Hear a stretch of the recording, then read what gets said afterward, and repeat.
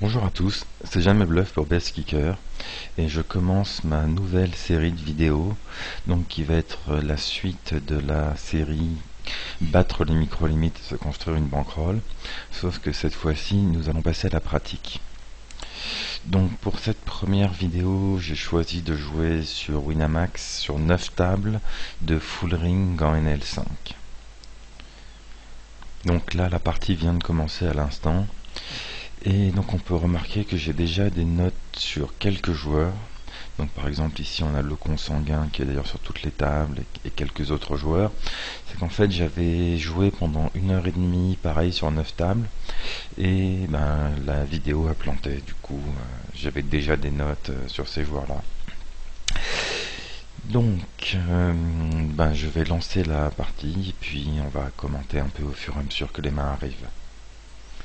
Donc sur la table numéro 2, j'ai eu 2 dames dans les blindes, le 3 la miche à limpé et j'ai open à 25, donc à 5 blindes.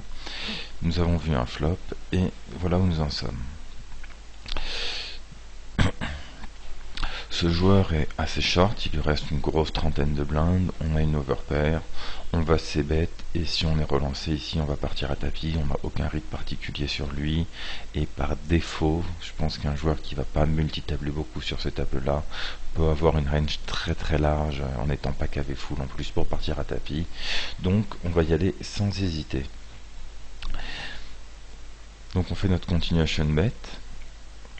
Donc pour le sizing, pareil, il faut pas faire des choses comme mi-pot. S'il a une main avec laquelle il veut payer, il faut faire assez cher.